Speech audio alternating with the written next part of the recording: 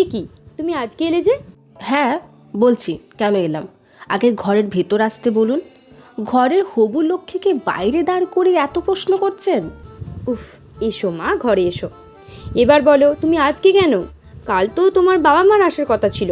কি করব বলুন তো। মা বাবাকে এখানে আসার কথা বলাতে মা বাবা ভরসা করে আসতে পারছে না। ভাবছে আপনি হয়তো অপমান করবেন। আমি অনেক করে বোঝালাম বুঝলেন, যে আপনি খুব ভালো, কিন্তু তাও মানতে চাইছে না। কেন মানতে চাইছেন না কেন? আরে আপনার ছবিতে আপনাকে দেখে কেমন যেন বাংলা সিরিয়ালের কুচুটে শাশুড়ির মতো লাগছে। কি? না না, মানে আপনার ছেলে তো আপনার ছবি তুলতেই পারে না। তাই ভাবলাম আজকে আমি এসে আপনার সাথে কয়েকটা পাউচ করে সেলফি তুলব, তারপর সেগুলো মা বাবাকে দেখিয়ে বলবো, দেখো আমার হবু শাশুড়ি কত কুল। ঠিক করেছি না বলুন? হ্যাঁ, খুব ভালো করেছো।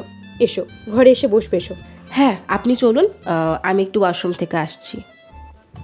এ কি, তুমি কি করে জানলে যে ওইদিকে বাথরুম আছে? ওহো, ভিডিও কলে হোম ট্যুর আমার অনেক আগেই হয়ে গেছে। ও, ভালো। দেখুন, আপনি না আপনার ছেলের দিকেও ভাবে তাকাবেন না, বেচারার এবার হার্ট অ্যাটাকটা হয়েই যাবে। বেশ, ওপরে এসো। কি খাবে? ওই যে বলেছিলাম আপনার হাতের বিরিয়ানি খাবো। আমি কিন্তু আজকে লাঞ্চ করে তবেই যাব।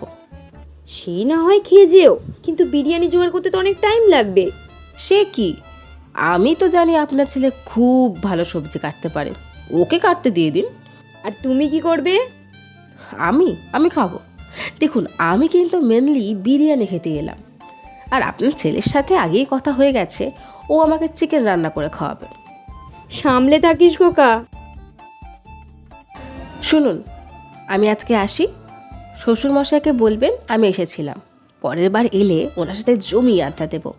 কি, তুমি তোমার শ্বশুরমশাইয়ের সাথে আড্ডা দেবে? হ্যাঁ, কেন?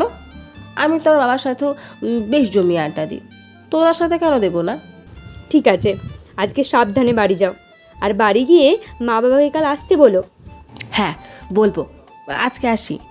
বলছি, ছবিগুলো ফেসবুকে পোস্ট করলে আমাকে ট্যাগ করো। হ্যাঁ, সে আর বলতে। ফ্রেন্ড রিকোয়েস্ট পাঠিয়ে দিও আমাকে। আপনি অলরেডি ওর ফ্রেন্ড লিস্টেই আছেন।